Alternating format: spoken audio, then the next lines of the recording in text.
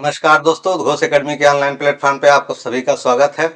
दोस्तों, किसी भी विषय का पाठ्यक्रम बहुत ही विस्तार से होता है, लेकिन किसी भी परीक्षा को कम समय में पढ़ने के लिए उसके प्रीवियस ईयर क्वेश्चन को पढ़ना बहुत ही आवश्यक होता है, जिससे उस प्रश्न पत्र के उस पेपर के नेचर और प्रकृति की जानकारी मिलती है और किस प्रकार के प्रश्न हमारे परीक्षाओं में आते हैं, जिसको हम आसानी से बहुत सारे यूपी टेट के तो बहुत सारे प्रश्न दोबारा रिपीट करते हैं। इस वजह से पीवाईक्यू बहुत ही इम्पॉर्टेंट हो जाता है, प्रीवियस ईयर क्वेश्चन। इसी क्रम में 2021 के प्रीवियस ईयर क्वेश्चन को हम सॉल्व करने का प्रयास करेंगे। एक पेपर जो है निरस्त हो गया था, लेकिन फिर भी उसके नेचर को समझने के लिए ये बहुत ही जरूरी है कि हमारे परीक्षाओं में किस प्रकार के प्रश्न आते हैं और उसी के अनुसार हम तैयारी करेंगे, तो कम समय में हम ज्यादा उसको अध्ययन कर सकते हैं। तो इसी के प्रश्न को हम सॉल्व करने का प्रयास करते हैं। देखते हैं पहला प्रश्न क्या है। दोस्तों, पहला प्रश्न है, यदि 15 मजदूर एक सड़क को 48 दिन में बनाते हैं तो उसी काम को 30 घंटे में करने के लिए आवश्यक मजदूरों की संख्या क्या होगी। एक काम समय का प्रश्न है और इसके लगाने के बहुत सारे तरीके हैं, लेकिन एक अच्छा सा ट्रिक है। जैसे मान लीजिए M1 मैन हो गया, पहले मैन कितने काम करते हैं, D1 हो गया और T1 घंटा हो गया।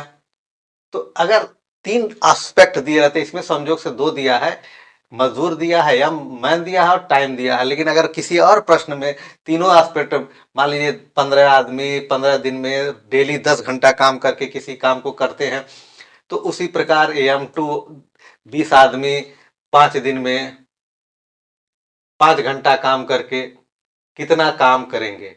ठीक है। और वर्क डन जो होता है, अगर 15 आदमी 15 दिन में 10 घंटा काम करके किसी काम का 1/2 भाग कर सकते हैं, तो दो इतने आदमी मिल करके किसी काम को कितने दिन में करेंगे। ये फार्मूला संपूर्ण फार्मूला। अब इसमें से हमारा फार्मूले में जब जिस भी क्वेश्चन में, हम इस क्वेश्चन को नहीं बता रहे, जिस भी क्वेश्चन में आपको जिस चीज की रिक्वायरमेंट हो, मान लीजिए इस क्वेश्चन में क्या है, M1 और T1 घंटा दिया है, माने 15 मजदूर 48 घंटे में किसी चीज को काम को करते हैं, यानी कंप्लीट वर्क है, तो उसी काम को तो एक एक यहाँ पर रखते हैं, तो उसका नहीं लिखते हैं। तो M2 माने M2 पूछा है हमको, जिसमें M2 मान लीजिए पूछा है, ये हमारा इस क्वेश्चन से संबंधित नहीं, ये सबके लिए है। और ये T2 तो हमारा देखिए यहाँ पे भर देंगे, 15 मजदूर 48 घंटे और M2 कितने मजदूर उसी काम को 30 घंटे में करेंगे, तो M2 बराबर हो जाएगा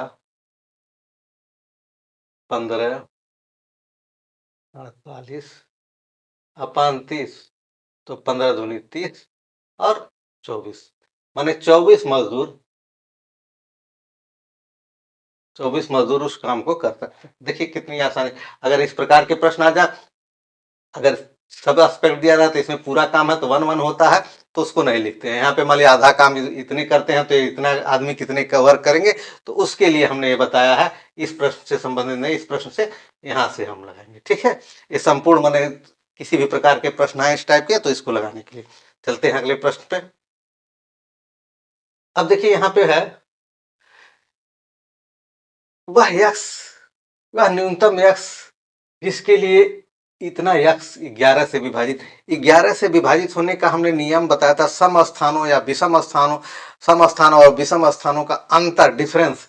डिफरेंस मतलब ये होता है जो अधिक रहे, सम स्थान वाला अधिक रहे तो सम वाले में से घटाएंगे विषम को, और विषम स्थान वाला अधिक रहे तो विषम वाले में से सम वाले को घटाएंगे। ये नहीं कि हम कह रहे हैं सम अगर बोल दिए तो नहीं, डिफरेंस हमेशा, difference always, difference is always positive. मतलब डिफरेंस की जब भी बात करें, अंतर की जब भी बात करें, तो क्या करते हैं, अधिक वाले में से कम को घटा देते हैं। अब इसमें देखिए क्या है, हमारा ये संख्या है 3 2 4 x 3 4 2। 11 से विभाजित होने का नियम है, अगर सम स्थानों और विषम स्थानों का अंतर अगर 0 आवे, या 11 का गुणक या मल्टीपुल, 11 का गुणक या मल्टीपुल आवे या 0 आवे, तो संख्या 11 से विभाजित होगी। अब देखिए इसको जोड़ते हैं, कितना है, 3 + 4 + 3 + 2, अब फिर इसको जोड़ते हैं, -2 + 4 + दोनों का डिफरेंस या 0 आए या 11 का मल्टीपल, तो ये 2 होगा, 7 3 10 2 12, 12 माइनस ये 6 माइनस x बराबर 0 हो जाएगा। तो यहाँ पे कितना, 6 माइनस x बराबर 0, तो 6 बराबर x का मान कितना हो जाएगा, 6 हो जाएगा। बहुत ही आसानी से लगा सकते हैं। देखिए हमें विषम स्थानों अधिक था, इसलिए विषम स्थानों में से सम स्थानों को घटा दिया, क्योंकि डिफरेंस की जब भी बात करें तो अधिक वाले में से हमको कम को घटाना है। यहाँ पे गुणा की 11 का डिफरेंस नहीं आ रहा था, इसलिए 0 के अकॉर्डिंग आ रहा था, तो 0 हमने लिया। तो यहाँ पे देखिए पहला ऑप्शन इसका सही हो जाएगा। तो हम अगले प्रश्न पे चलते हैं। वृत्त और उसके अंदर, वृत्त और उसके अंदर बनने वाले अधिकतम बड़े वर्ग का क्षेत्रफल। मान लीजिए हमारा वृत्त है, अब इसके अंदर अधिकतम बड़े वर्ग का क्षेत्रफल,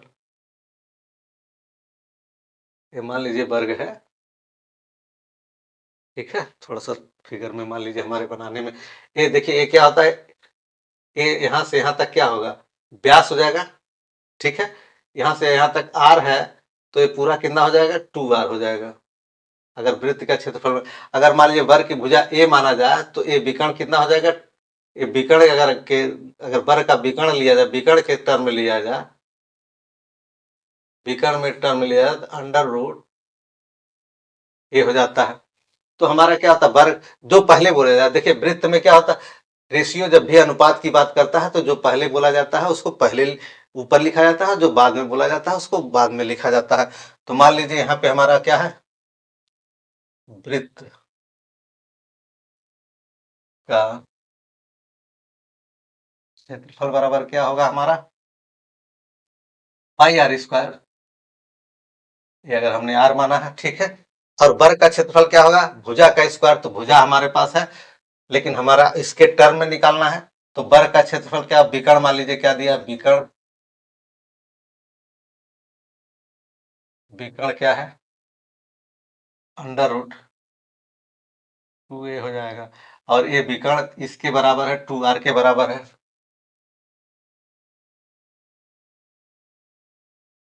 ये बराबर क्या हो जाएगा भाई, अगर 2r/, अंडर रूट 2 से भाग देते हैं तो क्या हो जाएगा, अंडर रूट 2r हो जाएगा। अब वर्ग का क्षेत्रफल क्या होता है भाई, वर्ग का क्षेत्रफल भुजा का स्क्वायर,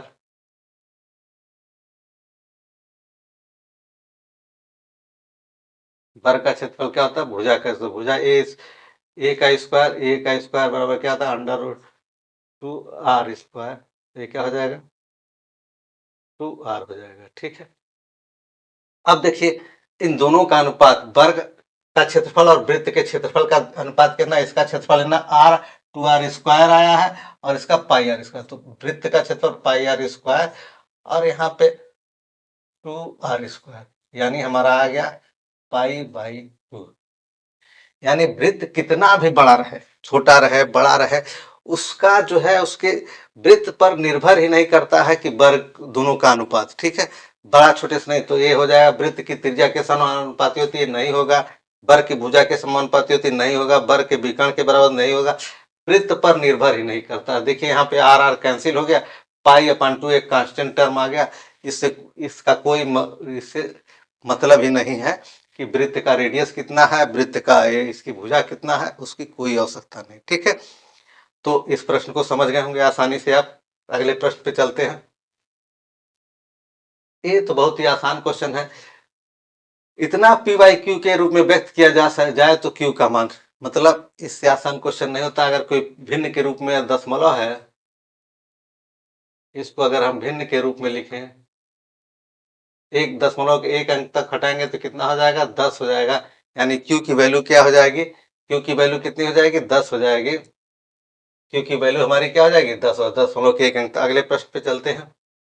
600 रुपए साधारण ब्याज की दर से 4 वर्षों में 720 रुपया हो जाता है। अब ब्याज की दर क्या बढ़ाया जाता है, पहले से मान लीजिए r है तो r +2% कर दिया जाता है।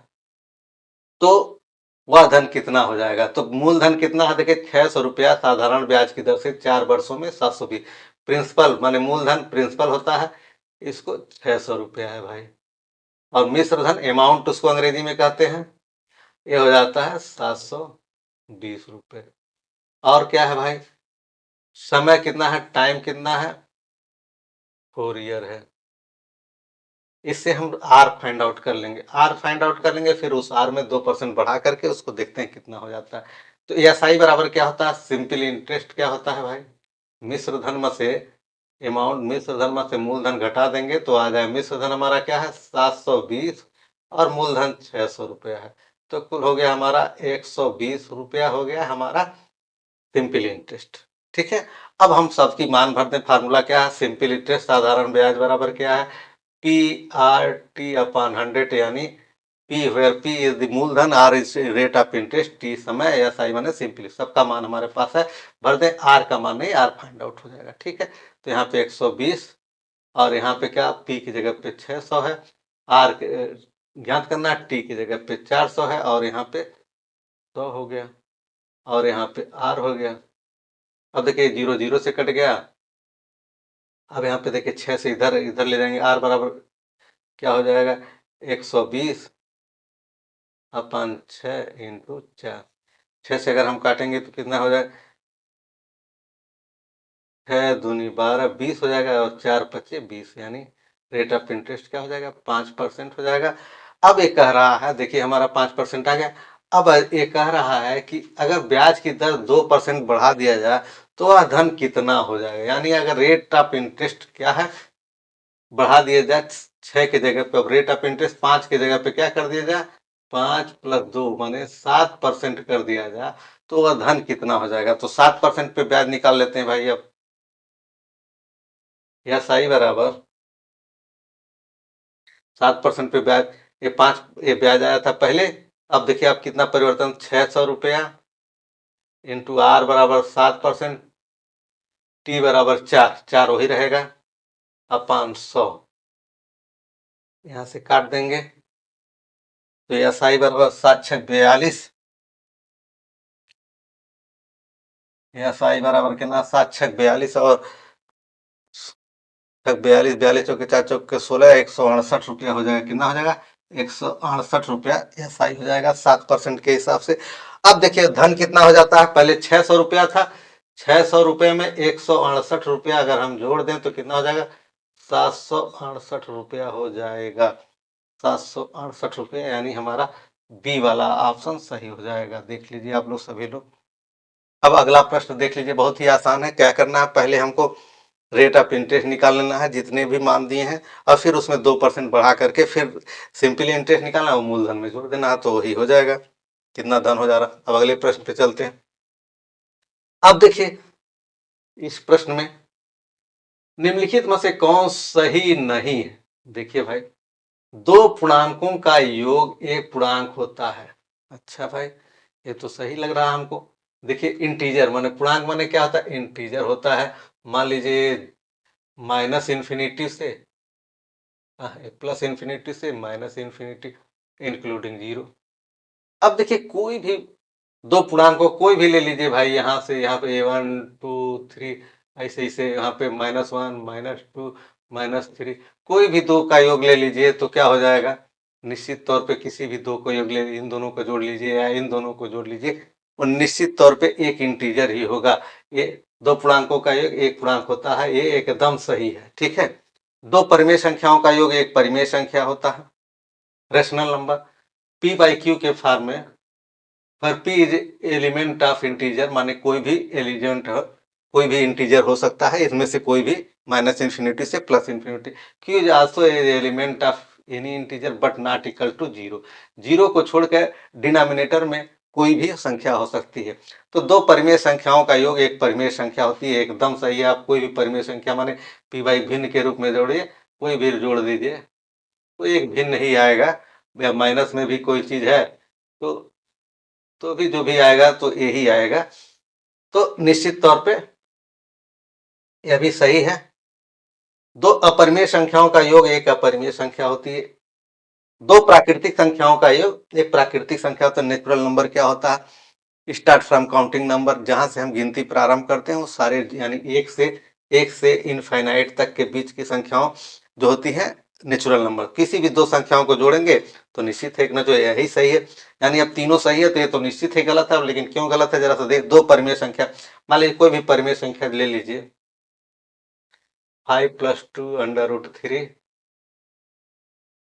एक है, और इसमें 3 √3 जोड़ देते हैं तो क्या हो जाएगा, 5 + 5 √3, ये क्या होगा, इरेशनल नंबर हो गया।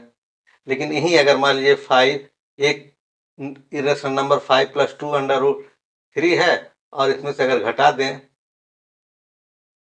अगर ये माइनस है और यहाँ पे योग कर दें तो ये क्या आ जाएगा, 5 - 2 √3 + 2 √3। देखिए ये भी इरेशनल नंबर है, ये भी इरेशनल नंबर है, कट जाएगा तो ये 5 हो जाएगा, यानी 5 हो जाएगा, यानी इरेशनल नंबर हो जाएगा। यानी दो अपरिमेय संख्याओं का योग एक रेशनल नंबर भी होता है और इरेशनल भी होता है, यानी ये स्टेटमेंट हमारा पूरी तरह से गलत है। ठीक है, अब आगे चलते हैं भाई, यह भी देखते हैं। कोई संख्या अपने का 20% से 60 अधिक है, वह संख्या क्या होगी। कोई संख्या अपने का 20, मान लीजिए लेट नंबर भी x है, अपने का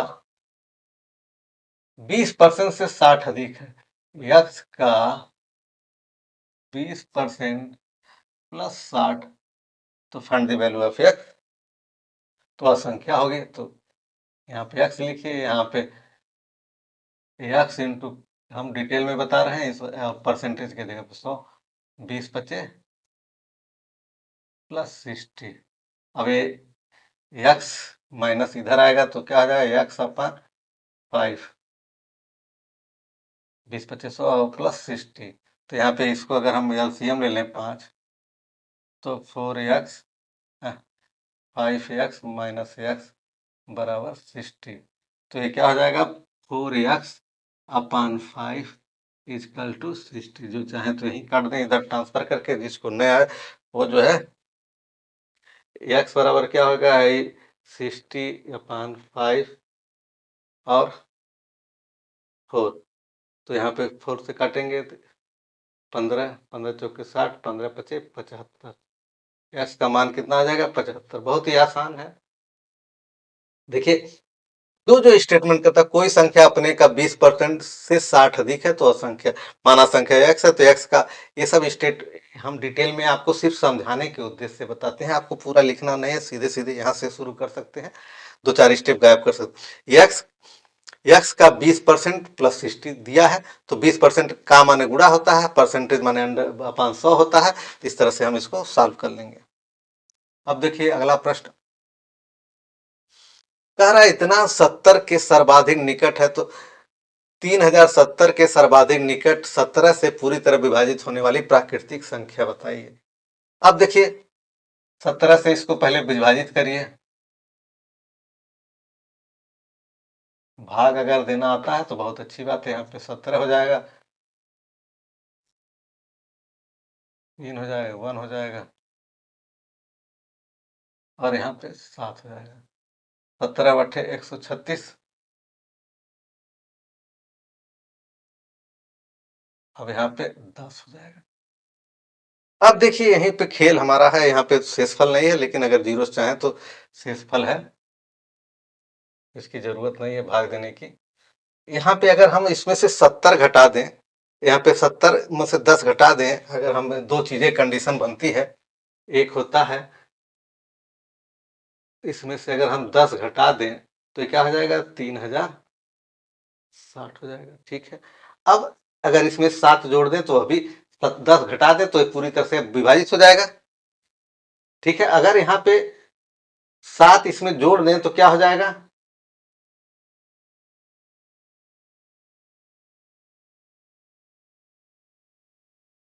तब भी ये पूरी तरह से 17 से पूरी तरह से विभाजित हो, 10 घटाने पर भी 17 से पूरी तरह विभाजित हो जाएगा, और 10 और 7 जोड़ने पर भी हो जाएगा। तो देखिए कौन सबसे नजदीक है इसके, 30 17, यहाँ पे 30 77 और यहाँ पे 30 60। इसमें कितने का डिफरेंस है? 10 का डिफरेंस है, इसमें 7 का। यानी नजदीक कौन है? यही है। देखिए दोनों ऑप्शन अगर है तो दोनों में से आप समझ सकते हैं कौन आपको नजदीक है। यानी पहाड़े में एक पहले का अगर पढ़ते हैं तो क्या होगा? यहाँ पे घटाना, यहाँ पे 10 घटा देंगे और बाद का पढ़ते हैं तो 7 जोड़ देंगे, तो हमारा ये वाला सबसे इससे नजदीक हो जाएगा। जब देख लीजिएगा इस चीज को, दो तीन टाइप के आते हैं। समीपतम आता है, सबसे छोटी से छोटी संख्या पूरी तरह विभाजित हो जाए, और बड़ी से बड़ी संख्या पूरी तरह से विभाजित हो जाए। तो ये सब हमने बताया है डिटेल में। अब इसके बाद अब देखिए, क्रय मूल्य और विक्रय मूल्य का अनुपात इतना है, तो हानि प्रतिशत देख लीजिए भाई। अब देखिए क्रय मूल्य को क्या कहते हैं? सीपी शॉर्टकट में लिखते हैं। और विक्रय मूल्य को क्या कहते हैं? एसपी। का अनुपात कितना है? 5 संबंध है 4। अगर हम सीपी को पूरा लिखें तो क्या ना, सीपी बराबर कितना हो जाएगा? 5x।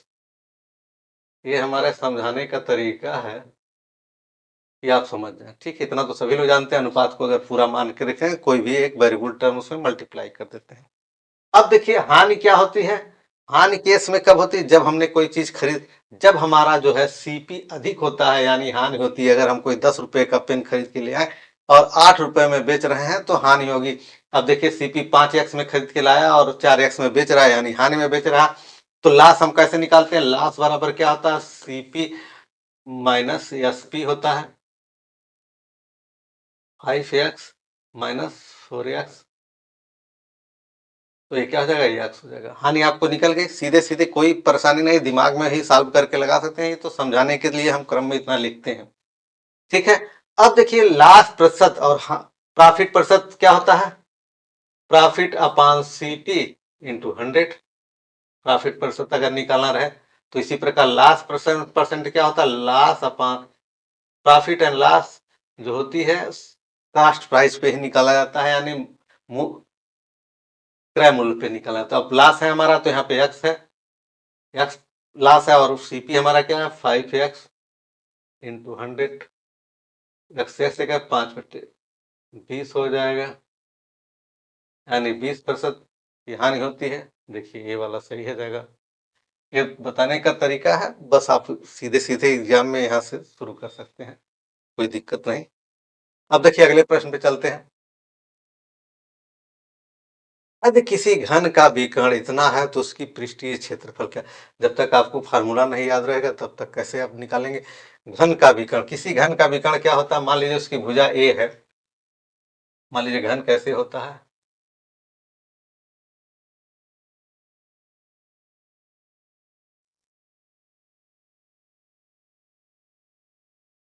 यदि भुजा ए है तो घन का विकर्ण क्या होता है? घन का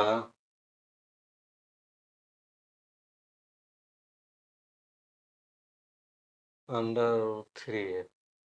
और यहाँ पे घन का विकर्ण क्या दिया है? 8 √3 √3a। यहाँ से कट गया तो घन की भुजा क्या? ए बराबर 8 आ गया। तो घन का पृष्ठीय क्षेत्र क्या होता है? पृष्ठीय क्षेत्र 6a² होता है। घन का सरफेस एरिया इसको कहते हैं, या पृष्ठीय क्षेत्र से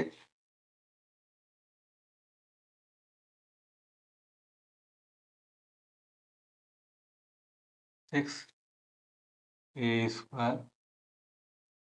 ए की जगह कितना है?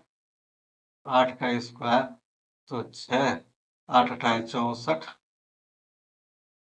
अब इसको गुणा करेंगे तो कितना आ जाएगा? 308,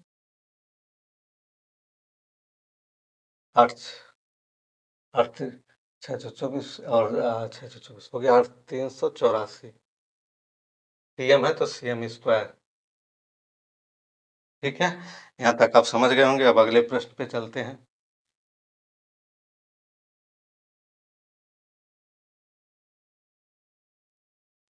एक वृत्तखंड, एक वृत्तखंड का क्षेत्रफल इतना सेंटीमीटर होता, तो वृत्त का व्यास क्या होगा? एक वृत्तखंड एक वृत्त खंड में एक वृत्त के 120 डिग्री के खंड का क्षेत्रफल इतना है, ठीक है। तो वृत्त का व्यास क्या होगा भाई? वृत्त खंड का क्षेत्रफल क्या होता है भाई? वृत्त का क्षेत्रफल क्या होता है तो खंड का क्या होगा भाई, बता देते हैं। याद एकदम नहीं करना है। वृत्त का क्षेत्रफल क्या होता है? पाई आर स्क्वायर। तो पाई आर स्क्वायर हमने लिख दिया। वृत्त का क्षेत्रफल क्या हो गया? पाई आर स्क्वायर। लेकिन यहाँ खंड का, तो वृत्त का संपूर्ण क्षेत्र कितना होता है? पूरा संपूर्ण मान लीजिए वृत्त का, वृत्त है ये, और यहाँ पे सरफेस इससे चारों ओर कितना? 360। अगर 360 में से 120 ले लिया जाए तो इसमें क्या होंगे? तो 120 अपन 360, बस इसी को लीजिए। पूरा कितना होता? 360 होता है, उसमें से हमारा 120 डिग्री है, तो क्या लिखेंगे? 120 अपन 360। अब देखिए जितना थीटा होता है, थीटा अपन 360, तो फार्मूला है थीटा अपन, तो थीटा की जगह पे हमारा क्या है? 120। तो 12×3 = 36, 3 आ जाएगा। और यहाँ वृत्त खंड का क्षेत्रफल कितना दिया? 60 अप अपन 7, और ये पाई का मान हमारा क्या होता? 22/7। और आर हमारा निकालना है, आर स्क्वायर, और अपन 3 यहाँ पे है। 7 से 7 कर रहे हैं, 22×3 हाँ 3 हो जाएगा, ये 3 उधर जाएगा तो क्या हो जाएगा? आर स्क्वायर बराबर 3 × 3, ये 3 उधर जाएगा, तो आर इक्वल टू क्या हो जाएगा? 3। तो इसका व्यास क्या होता है? व्यास डायमीटर, डायमीटर बराबर 2r होता है। तो 2×3 बराबर क्या हो जाएगा? सेंटीमीटर दिया, सेंटीमीटर 6 सेंटीमीटर। देखिए एकदम सही हो गया आसानी से। अब हम अगले प्रश्न पे चलते हैं। यदि किसी वर्ग का विकर्ण दुगना कर दिया जाए तो क्षेत्रफल क्या होगा? ठीक है, अगर हमने एक वर्ग बनाया, ठीक है, इसकी भुजा ए रखा, तो इसका विकर्ण क्या होता है? √2a होता है, अधिक लोग जानते होंगे। अगर इसका विकर्ण दुगना कर दिया जाए एक वर्ग का, तो कितना हो जाएगा? 2 × √2a कर दिया जाए, मान ली इसकी भुजा x है, तो इसका विकर्ण क्या होगा? इसका देखिए ये क्षेत्रफल क्या होता है? वर्ग का क्षेत्रफल क्या होता है?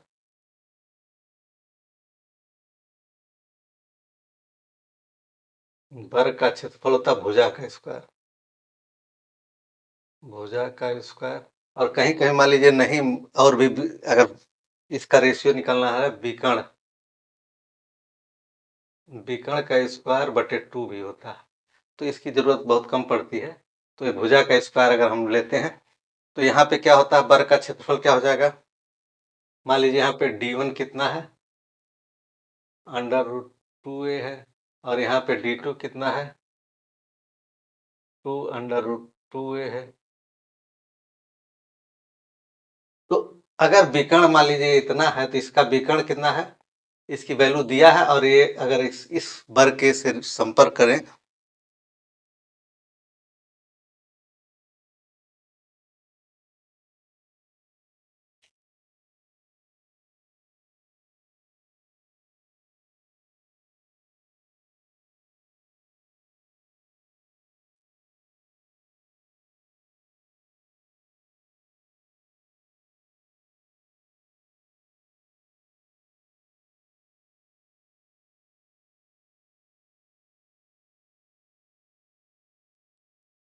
अब हम अगले प्रश्न पे चलते हैं। एक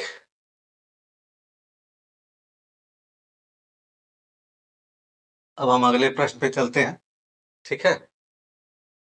अगले प्रश्न पे, किसी वर्ग के विकर्ण को दुगना कर दिया जाए तो क्षेत्रफल क्या था? वर्ग का क्षेत्रफल आप सभी लोग जानते होंगे। वर्ग का क्षेत्रफल का फार्मूला है भुजा का स्क्वायर, और कभी कभी जरूरत पड़ जाता है तो क्या करते हैं? विकर्ण का स्क्वायर बाई 2, ठीक है। ये भी, इसका भी प्रयोग करते हैं। मान लीजिए दोनों का रेशियो निकालेंगे तो विकर्ण क्या हो जाएगा? √2 × a हो जाता है, निकाला जाता है। तो जैसे इसको इधर गुणा गुणा कर देंगे, फिर जैसे यहाँ पे जैसे 2 इंटू भुजा, 2 इंटू भुजा का स्क्वायर बराबर विकर्ण का स्क्वायर, तो स्क्वायर हटाएंगे तो अंडर रूट 2 इंटू भुजा आ जाएगा, बराबर क्या होता है, विकर्ण होता है। विकर्ण बराबर अंडर रूट 2 इंटू भुजा होता है, यही इसी से आता है। ठीक है, तो अगर हमारा यहाँ पे हमारा सवाल है, सवाल से भटक गए, सवाल है हमारा,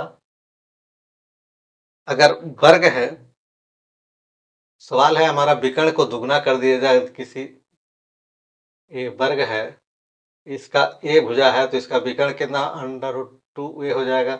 और इस विकर्ण को दुगना कर दिया जाए, भाई विकर्ण को दुगना कर दिया जाए तो क्या हो जाएगा, 2 अंडर रूट 2 ए हो जाएगा। अगर यहाँ साइड एक्स है तो यहाँ पे क्या होगा, d1 बराबर क्या है, अंडर रूट 2 ए है। विकर्ण विकर्ण बने, विकर्ण यहाँ क्या है,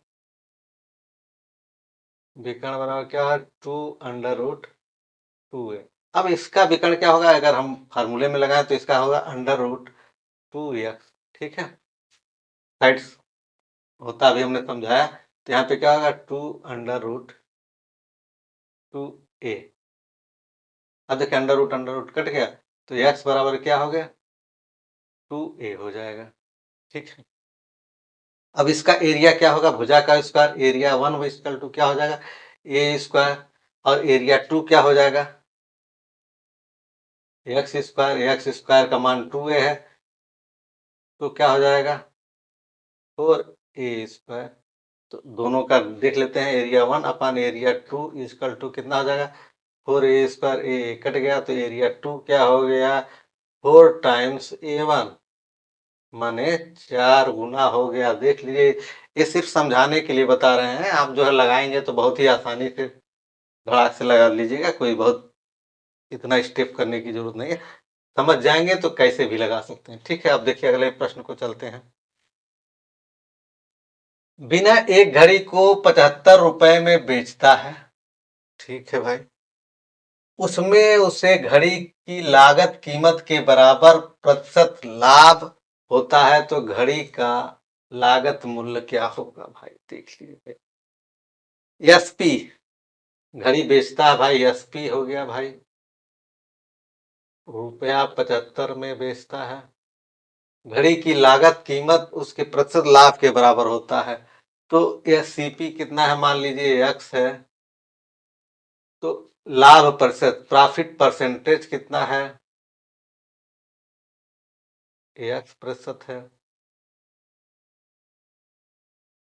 ठीक है, अब देखिए जरा सा प्रॉफिट कैसे निकाला जाता है, प्रॉफिट परसेंटेज तो दिया है एक्स, माने सीपी है, उसका प्रतिशत उसका कितना है, उसी घड़ी की लागत कीमत के बराबर प्रतिशत लाभ, घड़ी जिसमें उसे घड़ी की लागत कीमत के बराबर प्रतिशत लाभ होती है, माने जितना हमारा लागत है उतने प्रतिशत का लाभ होता है। तो प्रॉफिट इक्वल टू क्या होता है, प्रॉफिट के इक्वल टू क्या होता है, एसपी माइनस सीपी। प्रॉफिट के केस में एसपी अधिक होता है, तो यहाँ प्रॉफिट की ही बात करते हैं, एक्स इतना हो गया। अब देखिए हमारा प्रॉफिट परसेंटेज कैसे निकलता है, प्रॉफिट परसेंटेज अपान प्रॉफिट इंटू सीपी इंटू 100, ये सिंपल फार्मूला है। तो यहाँ प्रॉफिट परसेंटेज की जगह पे एक्स है, तो एक्स लिख देंगे, और यहाँ पे कितना है, P equal to 75 minus X upon CP क्या है, एक्स है, इंटू 100। अब एक्स एक्स एक्स स्क्वायर हो जाएगा, और यहाँ पे क्या आ जाएगा, 75 माइनस एक्स, तो क्या हो जाएगा यहाँ पे एक्स 75 माइनस एक्स इंटू 100, इधर लिखते हैं, थोड़ा जगह है, यहाँ पे क्या हो जाएगा, एक्स स्क्वायर माइनस, अगर गुणा करके इधर ले आए तो कितना हो जाएगा, 100, प्लस हो जाएगा, माइनस है तो 100 एक्स, प्लस ये 75 इधर आएगा तो क्या हो जाएगा, माइनस हो जाएगा। ठीक है, 75 आएगा तो इधर क्या हो जाएगा, माइनस हो जाएगा, माइनस 75, 100 बराबर है 0। अब देखिए क्वाड्रेटिक इक्वेशन है, इसको सॉल्व करना लगभग हमने सिखाया है सभी को। अगर इसमें से देखिए यहाँ पे 15 पचे 75 होता है, तो x square plus 150 x minus 50 x, ठीक है। तो यहाँ पे देखिए एक्स अगर हम कॉमन लेते हैं एक्स प्लस 150 और माइनस 50 कॉमन लेते हैं, माइनस 50 एक्स होगा, तो यहाँ पे x minus plus 150 minus minus plus हो जाएगा, ये बराबर 0 है, ठीक है। तो क्या हो जाएगा, एक ब्रैकेट में एक्स माइनस 50 और एक ब्रैकेट में एक्स प्लस 150 बराबर 0। तो एक्स का मान हो जाएगा 50 और एक हो जाएगा माइनस 150। तो हम प्लस वाले को ले लेंगे यहाँ पे एक्स का मान, यानी तो घड़ी की लागत मूल हो जाएगी, एक्स हमने माना है वो हो जाएगा 50। जो साथी इसको शॉर्टकट में लगाना चाहते हैं वो देख लें, इस पर फार्मूला है सी पी बराबर 10 into under root 25 plus S P minus 50। इसमें वैल्यू रख करके लगा सकते हैं, जिसको याद करना पड़ेगा। इससे बढ़िया बिना याद किए उसी फार्मूले से लगाएं। यहाँ पे एस पी दिया है, पुराने तरीके से परंपरागत तरीके से लगाएं, ठीक है। अब अगले प्रश्न पे चलते हैं। अर्धवृत्तों के केंद्रों के बीच की दूरी उनके त्रिज्याओं के योग से कम हो। अर्धवृत्तों के बीच की दूरी उसके दो वृत्तों के केंद्रों के बीच की दूरी उसके त्रिज्याओं से कम हो तो वृत्त होंगे। मान लीजिए दो वृत्त हैं, अगर ये दोनों एक दूसरे को, तो इनकी ये डिस्टेंस, मान लीजिए डिस्टेंस क्या होगा, बराबर ए आर वन हो जाएगा, ए आर टू हो जाएगा, R one plus R two हो जाएगा, ठीक है। ये दोनों डिस्टेंस इसका क्या होगा, दोनों बराबर हैं तब एक केस होगा। लेकिन इस केस में क्या होगा, आर वन आर टू, ठीक है। डी बराबर क्या हो जाएगा, अगर इंटरसेक्ट करेंगे तो क्या हो जाएगा, डी क्या हो जाएगा, कम हो जाएगा।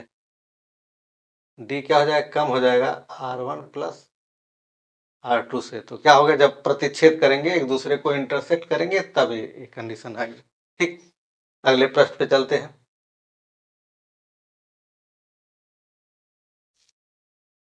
विन्यास में से विलुप्त संख्या है, देखिए मिसिंग टर्म है 5, 2, 10, यहाँ पे मिसिंग है 15, 4 और 20। सिंपल है, देख लीजिए, एक है यहाँ पे 3 होगा, यहाँ पे 4 होगा, इसी प्रकार 5, 10, 15, 20। तो यहाँ पे क्या हो जाएगा, 3 हो जाएगा। देख लीजिए अल्टरनेट करके, अल्टरनेट 1 2 3 4, यहाँ 5, 10, 15, 20 एक सीक्वेंस है।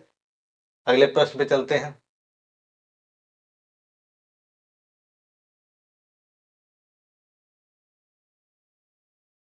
यदि ए और बी धन पूर्णांक हैं जो 6 से विभाजित करने पर क्रमशः 4 और 5 शेष देते हैं, तब ए स्क्वायर प्लस बी स्क्वायर को 6 से विभाजित करने पर शेषफल का। दो संख्याएं हैं ए और बी, दो धन पूर्णांक संख्याएं हैं, कोई भी संख्या हो सकती है। 6 से विभाजित करते हैं, देखिए ए को 6 से विभाजित करते हैं तो शेषफल क्या आता है भाई, रिमाइंडर मान लीजिए कुछ भी आए, पी आए, ठीक है। और यहाँ पे शेषफल क्या आ जाता है, 4 आता है। केस 1 हो गया और केस 2 है। इसी को 6 से विभाजित करते हैं, किसी संख्या को, बी को 6 से विभाजित करते हैं तो क्या आता है, शेषफल 5 आता है। अगर यहाँ पे पी है तो यहाँ पे क्यू मान लीजिए आ जाता है, ठीक है, भागफल। अब देखिए क्या होता है, हमारा फार्मूला है ए बराबर क्या होगा, भाज्य बराबर क्या होता है, भाज भाज्य बराबर होता है भाजक इंटू भागफल। तो 6p प्लस शेषफल r हो गया। और b बराबर क्या है हमारा, 6q प्लस 5 हो गया।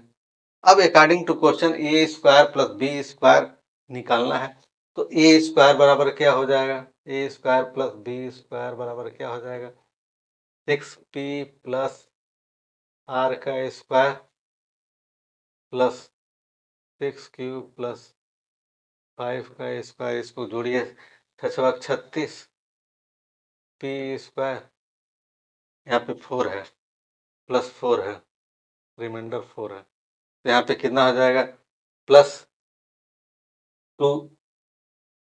2x y इंटू पी, 6 चौक 24, 24 दूनी 48, पी प्लस 4 चौके 16। अब यहाँ पे कितना हो जाएगा, 6 36, क्यू स्क्वायर 6 25 30 दूनी 60, 2ab होता है A square plus B square plus 2ab, तो 2ab और प्लस 25। अब देखिए यहाँ पे क्या हो जाएगा, अगर हम 36p प्लस 48 इंटू पी हो गया प्लस 36q प्लस 60q, इसको दोनों को जोड़ेंगे तो क्या आएगा, 41। अब देखिए 6 से विभाजित करने पे जो शेषफल आएगा उसको 6 से हम विभाजित कर देंगे, तो शेषफल 41 आया, तो 41 को 6 से विभाजित, 6 36 यानी 5 हो जाएगा, यानी शेषफल क्या हो जाएगा, 5 हो जाएगा। इसे आसानी से आप लगा सकते हैं, ये जरूरी है, जब तक आप शेषफल नहीं फाइंड आउट करेंगे तब तक नहीं लगेगा, ठीक है। अब अगले प्रश्न पे चलते हैं।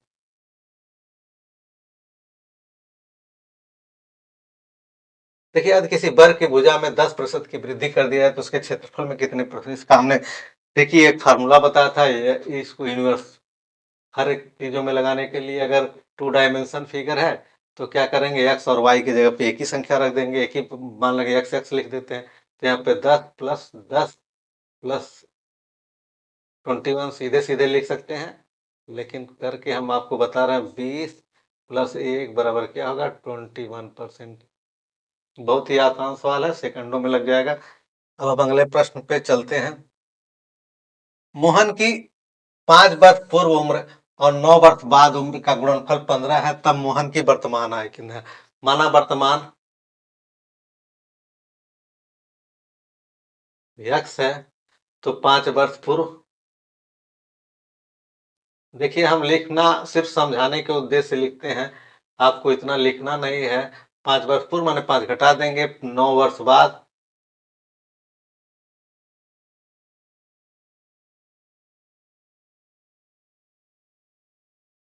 x + 9 हो जाएगा, और दोनों का गुणनफल क्या हो जाएगा, x - 5, x + x - 5 और x + 9 बराबर 15 दे दिया। अब देखिए दोनों का गुणनफल कर दीजिए, ये जो है माइनस है, तो इसको गुणा करेंगे तो क्या आ जाएगा, x² + 9x + -5x, 9 × 5 = 45 -45 बराबर 15। इसमें से घटाएंगे तो 9 में से 5 घटाएंगे तो 4x, और इधर लाएंगे तो कितना आ जाएगा, -60 बराबर 0। अब इसको दो घात समीकरण जिसको लगाने आता है उसको आसानी से इसको फैक्टर करेगा और उसको जो है इससे एडजस्ट कर लेगा। x² बराबर 10x -6x, देखिए दोनों घटाएंगे 4x आया, और यहाँ पे अब दोनों को गुणा करेंगे तो 60 आ जाएगा। अब देखिए यहाँ पे x बराबर कितना हो जाएगा, x + 10 अब -6 कम लेंगे तो x + 10 हो जाएगा बराबर 0। तो यहाँ पे क्या होगा, x - 6 और x + 10 बराबर क्या होगा, 0 हो जाएगा। तो x बराबर क्या, 6 और -10, यानी x बराबर क्या होगा, 6। अब अगले प्रश्न पे चलते हैं भाई। अब देखिए इसमें इसको पूछा है द वैल्यू ऑफ दिस, इसकी वैल्यू को हमको फाइंड आउट करना है। यहाँ पे देखिए क्या है, 0 0 0 32 के पावर 0.6, ठीक है। अब इसको अगर हम परिवर्तित करते हैं 1 2 3 4 5, तो हम क्या करेंगे, 32/5, ठीक है। और यहाँ पे 6/10 कर सकते हैं, 10 हटाएंगे तो नीचे 10 है। 32 किसका पावर है, 2 2 2 3 4 8 16 32, माने 2 पे 5 और यहाँ पे 10 पे 5, तो 5 6/10। अब देखिए यहाँ पे काटेंगे 5 दूनी 10 और यहाँ पे 3, यानी 2/10⁻3। 2 को 3 बार करना, 2 दूनी 4 दूनी 8, 8 अपान इसको 10 3 बार करेंगे तो 1000 आएगा। अब देखिए इसे गुणा करें, इसे भाग देंगे तो कितना जाएगा, 0.008। 3 अंक के बाद दशमलव लगेगा तो 0.008 आ जाएगा। ठीक है, तो हम अगले प्रश्न पे चलते हैं। अगला प्रश्न है, यदि संख्याओं 5x 9 और 327 और 2y का योग इतना है, तब x का महत्तम मान ज्ञात कीजिए। महत्तम माने मैक्सिमम वैल्यू ऑफ x। तो इसको जोड़ते हैं।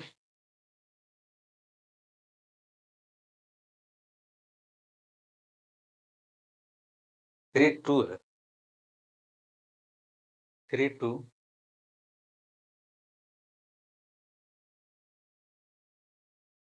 2x8। अब इसका मान वैल्यू दे दिया है 4111। ठीक है, अब अगर इसको जोड़ते हैं, 9 7 16 8 24 होता है, और ये x ये y है, x प्लस वाई प्लस 11। देखिए कैसे, ये 24 है, इसका हासिल 2 हो गया, तो x प्लस 2 2 4 हो जाएगा। ठीक है, 2 और 2 हासिल 4 हो जाएगा। अब देखिए यहाँ पे कितना, 11 आना है। इस वाले को जोड़ के कितना आना है, 5 5 10 और एक हासिल 11, यानी यहाँ पे इन दोनों का योग 11 आना चाहिए। तो यहाँ पे कैसे आएगा, अब 11 को इधर x प्लस वाई करेंगे,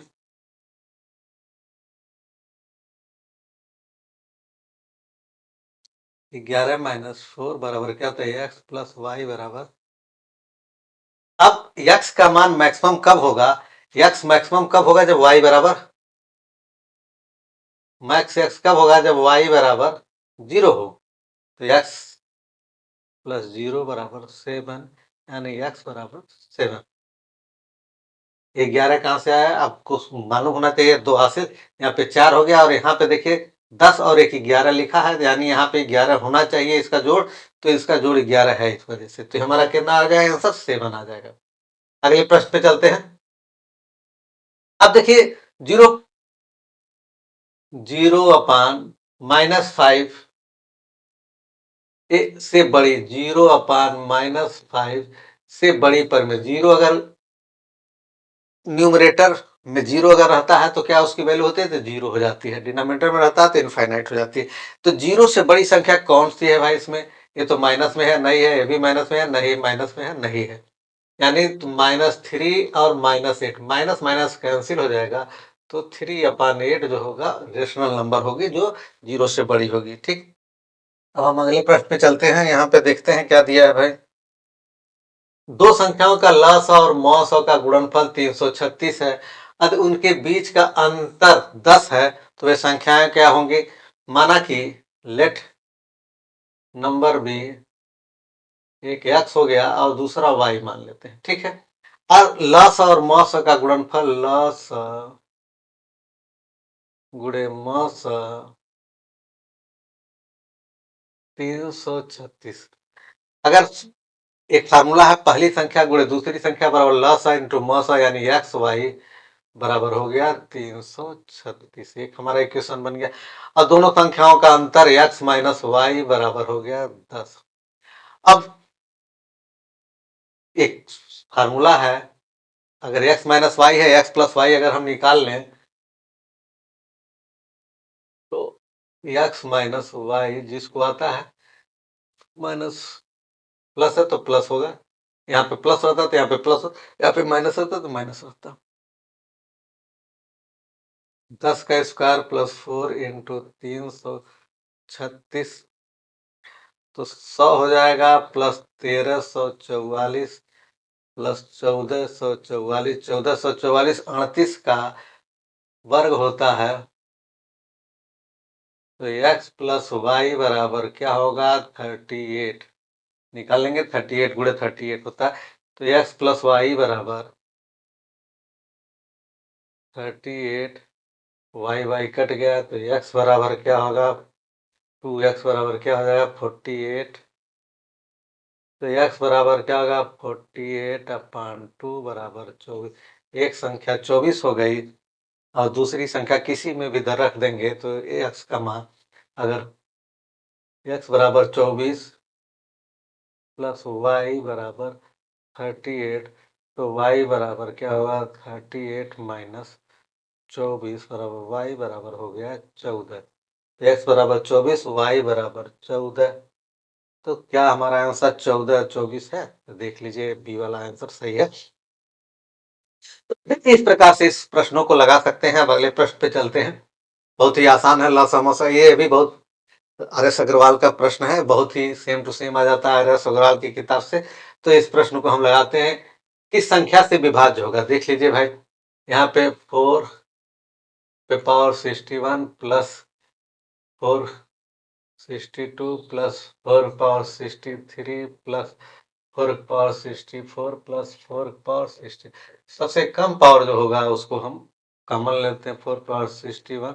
यहाँ पे 1 बचेगा, यहाँ पे 4 बचेगा और यहाँ पे 4 पे 2 बचेगा, यहाँ पे 4 पे 3 बचेगा, यहाँ पे 4 पे 4 बचेगा। ठीक है, अब देखिए 65 हो जाएगा, 4 पे 61 इक्वल टू 4 एक 5 हो जाएगा और ये 4 चौके 16, 16 चौके 64, 64 चौके 256। क्या होता है 64 चौके 256।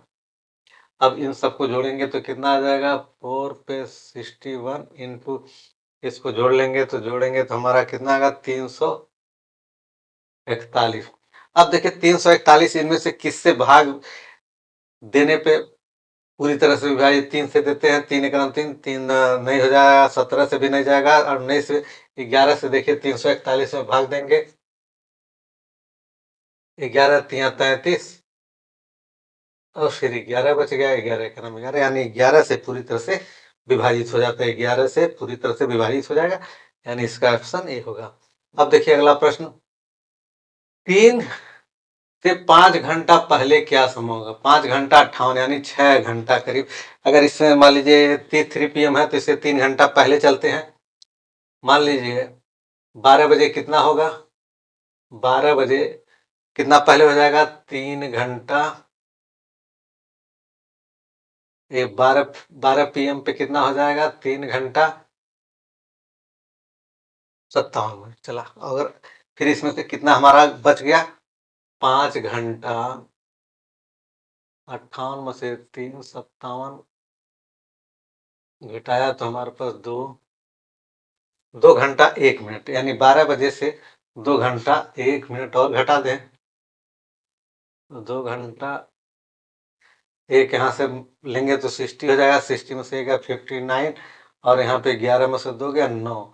अब PM था, इधर आएंगे तो AM हो जाएगा 59। देखिए AM वाला हो जाएगा। ठीक, कुछ नहीं करना। अब देखिए यहाँ से पीछे चले, यहाँ से पीछे चले तो कितना हो जाएगा? इतना घंटा 3 घंटा 57 मिनट 12 बजे का, और फिर 12 बजे से कितना हमको घटाना है? इतना घटा देना है, आराम से आ जाएगा। अगला प्रश्न पे चलते हैं। अगला प्रश्न है, नीचे दिए गए पाई चार्ट में एक परिवार द्वारा विभिन्न मदों में एक महीने में खर्च का विवरण दिया। परिवार की कुल आय 35,000 है, तो ईंधन तथा भोजन पर कुल कितना खर्च होगा? ईंधन पे कितना खर्च है भाई? ईंधन ईंधन फ्यूल पे 10% है और फूड पे 48%। तो फ्यूल फ्यूल प्लस फूड पे खर्च, फूड पे कितना है? 10% प्लस फूड पे 48, यानी 58%।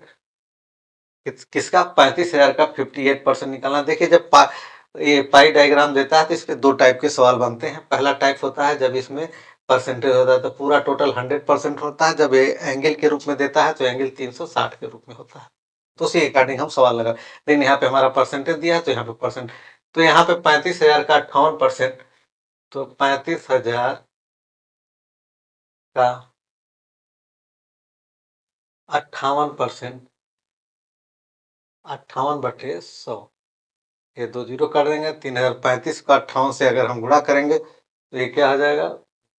20 और 300, सीधे सीधे 58। और ये देखिए बी वाला ऑप्शन सही हो जाएगा, आराम से लगा लेंगे, पूरा भाग कर लेंगे। अब हम अगले प्रश्न पे चलते हैं। अगला प्रश्न है, 1 अप्रैल है, आज 1 अप्रैल है, दिन बुधवार है, वह यह दिवस है। आज से 3 वर्ष पश्चात कौन सा दिन होगा? जब भी कोई वर्ष 1 साल हम आगे बढ़ाते हैं तो क्या होता है? 1 दिन बढ़ता है। लेकिन सामान्य वर्ष में क्या होता है? सामान्य वर्ष में क्या होता है? 1 दिन प्लस होता है। अगर हम 2026 को से 27 में जाएंगे तो अगर 26 का पहला दिन सोमवार है तो 27 का पहला दिन मंगलवार होगा। तो लेकिन जब अधिवर्ष होता है, अधिवर्ष माने लीप ईयर, तो कितना दिन बढ़ जाता है? 2 दिन। क्यों बढ़ जाता है? फरवरी जो है हमारा 29 दिन का होता है, इस वजह से 1 दिन हमारा बढ़ जाता है। लेकिन ये जो अगर मान लीजिए हमने लिया 1 अप्रैल 1 अप्रैल 2020, ठीक है, ये लीप ईयर है, लेकिन हमारा दिन कब से शुरू हो रहा है? 1 अप्रैल से। तो 1 अप्रैल से शुरू हो रहा है, तो इसमें जो फरवरी का महीना है वो बीत जा रहा है, उसके बाद से हम ले रहे हैं, तो एक ही दिन बढ़ेगा। यहां से 1 अप्रैल 2021 में जाएंगे तो 1 दिन हमारा प्लस, यहाँ बुधवार है तो यहाँ पे क्या हो जाए? बृहस्पति।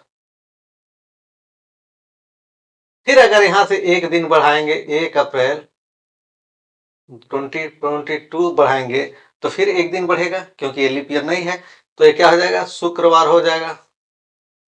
फिर 1 दिन हम बढ़ाएंगे, 1 अप्रैल 2023, तो कितना दिन? 1 प्लस हो जाएगा, क्योंकि अभी लीप ईयर नहीं है, तो ये क्या हो जाएगा? शनिवार हो जाएगा। तो अगर हम 3 साल आगे बढ़ते हैं तो 3 दिन बढ़ेगा, बुध बृहस्पति शुक्र शनिचर, तो हमारा ये आंसर होगा शनिवार। तो आप आशा करते हैं समझ, क्योंकि यहाँ पे लीप ईयर है, लेकिन ये हमारा जो प्रश्न दिया है अप्रैल से शुरू हो रहा है, इस वजह से इसमें 2 दिन नहीं बढ़ेंगे, ठीक है। तो आशा करते हैं समझ गए। आगे चलते हैं अगले प्रश्न पे। दिए गए न्यून कोण का पूरक कोण और समपूरक कोणों का अंतर कितना होता है? किसी मान लीजिए कोई कोण दिया है थीटा मान लीजिए है, तो इसका पूरक क्या हो जाएगा? पूरक माने कंप्लीमेंट्री, कितना होता है? 90 माइनस थीटा हो जाएगा। अब सप्लीमेंट्री माने समपूरक, समपूरक कितना हो जाएगा? 180 माइनस थीटा। और डिफरेंस क्या होता है? ऑलवेज पॉजिटिव, अधिक में से कम को घटाएंगे, समपूरक माइनस पूरक क्या हो जाएगा? 180 minus theta minus 90 minus theta. तो एक्स, ये करना नहीं है दिमाग में, बस जोड़ कर देना। हम आपको, जो कमजोर बच्चा है उसके लिए हम समझाते हैं। हम ये थीटा थीटा कैंसिल हो जाएगा, ये 90 डिग्री हो जाएगा, यानी हमारा ये ऑलवेज 90 होता है। समपूरक और पूरक किसी न्यून कोण का तो देख लीजिए, आसानी से आप समझ जाएंगे। पे चलते हैं। कितने समय में 16 सहित 2/3% वार्षिक ब्याज की दर से साधारण ब्याज मूल वार्षिक ब्याज की दर से साधारण ब्याज मूलधन का कितना हो जाएगा? माने अगर हम प्रिंसिपल यक्स मानते हैं तो साधारण ब्याज क्या हो जाएगा? मूलधन का माने प्रिंसिपल का 5/6x हो जाएगा। ये गिवन है। साधारण ब्याज मूलधन का, मूलधन एक्स मान लें तो क्या हो जाएगा? 5/6x हो जाएगा। और रेट ऑफ इंटरेस्ट कितना है? 16 सही 2/3% माने 16 3 48 दूनी 50/3% वार्षिक। समय टी हमको क्या करना है? टी हमको ज्ञात करना है। तो हमारा फार्मूला क्या है? एस आई बराबर S I simple interest. S I बराबर क्या आता है? सिंपल इंटरेस्ट साधारण ब्याज कितना है? PRT/100। तो एस आई हमारा क्या है? 5/6x। पी कितना है? एक्स है। आर हमको ज्ञात करना, आर हमारा दिया है 50/3 इंटू टी कितना है? हमको टी फाइंड आउट करना है। अब यहाँ पे 100 लिख देते हैं। एक्स से एक्स कट गया, और इसको एक बार और हम थोड़ा सा शुद्धिकरण कर दें। 5/6 बराबर क्या, 50 गुणे टी अपन 3 नीचे आ जाएगा और 100, 50 दूनी 100 और 3 दूनी 6, 2 और 2 से 2 कट गया, यानी टी बराबर कितना आ गया, 5। टी बराबर 5 ईयर आ गया। आसानी से आ जाएगा ये सब क्वेश्चन। अगले प्रश्न को लगाते हैं।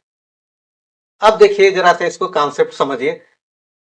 10 रुपए में 10 रुपए में दर्जन की दर से, 10 रुपए में एक दर्जन की, माने एक दर्जन हम 10 रुपए में दर्जन की दर से केले खरीद कर 12 रुपए के 10 केले बेच 10 केले की दर से बेचने पर लाभ प्रतिशत हमको क्या करना है, प्रॉफिट परसेंटेज। लाभ को क्या कहते हैं, प्रॉफिट परसेंटेज याद करना। प्रॉफिट परसेंटेज बराबर कितना, प्रॉफिट अपॉन सीपी इंटू 100 होता है। तो प्रॉफिट एंड लॉस समान वस्तुओं की खरीद और बिक्री पे हम ज्ञात करते हैं। तो इसके लिए हम एक वस्तु निकाल लेते हैं, या तो समान वस्तुएं कर लें। तो मान लीजिए 1 दर्जन केला हम कितने में खरीदते हैं भाई, 10 रुपए में। 12 केला मान लीजिए, केला और ये रुपया लिख लीजिए। 12 केला, तो एक केला हम सीपी, एक केले का सीपी कितना हो गया, 10/12। अगर हम काट दें तो से 5/6 रुपया हो गया, सीपी हो गया। क्या हो गया, सीपी हो गया। अब देखिए एसपी कितना है, एसपी कितना है, 12 रुपए में 10 केले, यानी 10 केले बेचता है कितने में, 12 रुपए में। तो एक केला बेचेगा तो 12/10, 12/10 यानी 6/5 एसपी हो गया। इतना तो सबको समझ में आ गया। हमने एक केले का मूल्य, खरीद मूल्य निकाल लिया और एक केले का विक्रय मूल्य निकाल लिया। ये जवानी भी निकाल सकते हैं। तो प्रॉफिट क्या होता है, प्रॉफिट क्या होता है, सीपी माइनस, प्रॉफिट के केस में क्या होता है, एसपी माइनस सीपी। एसपी कितना है, 6/5 और सीपी कितना है, 5/6। अगर हम 30 एलसीएम ले लें तो 5×6 = 5×6 = 6×6 = 36 और 6×5 = 25। तो ये कितना हो जाएगा, 11/30। प्रॉफिट हमारा कितना हो गया, 11/30। तो प्रॉफिट परसेंटेज, तो लाभ प्रतिशत के अंदर प्रॉफिट हमारा कितना हो गया, 11/30। और यहाँ पे क्या हो जाएगा, सीपी हमारा कितना है, 5/100। ये इधर जाएगा उधर जाएगा, 11 × 6/30 × 5/100। अब देखिए क्या करेंगे इसमें, 5×6 = 30 और 5 से काटेंगे तो कितना होगा, 20 और फिर 5 से काटेंगे तो कितना होगा, 11×4 = 44। यानी 44% हमारा क्या हो गया, लाभ प्रतिशत। देखिए इस तरह से लगाने से आपको कोई कॉन्सेप्ट यानी बहुत ज्यादा याद करने की जरूरत नहीं पड़ती है, बहुत ही आसानी से हम निकाल सकते हैं। देखिए वस्तुओं की कीमत, एक वस्तु का कास्ट प्राइस निकाल लेंगे, एक वस्तु का सेलिंग प्राइस निकाल लेंगे, दोनों का difference, selling price minus cost price का डिफरेंस हमारा प्रॉफिट आ गया। प्रॉफिट परसेंटेज कैसे निकालते हैं, प्रॉफिट अपॉन सीपी इंटू 100 करके निकाल लेंगे, 44%। कुछ भी याद नहीं दो, नहीं तो बहुत ठीक याद करेंगे तो परेशान हो जाएंगे। अब लास्ट क्वेश्चन है, किसी संख्या का 30% उस संख्या के 3/4 से, उस संख्या के 3/4 से 63 कम है। किसी संख्या का 30% उस संख्या के 3/4 से 63 कम है। मान लीजिए संख्या x है, लेट नंबर भी x, कोई संख्या में उसको संख्या का जो जो कह रहा वही वही लिख दीजिए। संख्या का 30% बराबर उसके 3/4 से x माइनस 63 कम है। अब देखिए इसका x का 30% का माने गुणा 30/100, एक काट देंगे 3/10 आ जाएगा और एक क्या होगा, 3x बटे 4 माइनस 63। अब इसको करेंगे 3x अपान 10 और इसको इधर लाएंगे तो क्या होगा 3x अपान 4 माइनस 63। अब यहाँ पे एलसीएम लेंगे तो कितना हो जाएगा एलसीएम 20 हो जाएगा।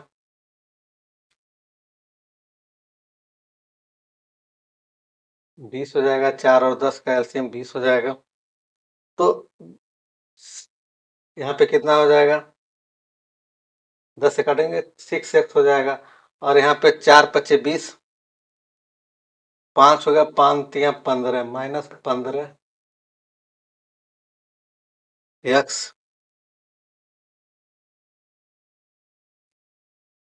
माइनस 63।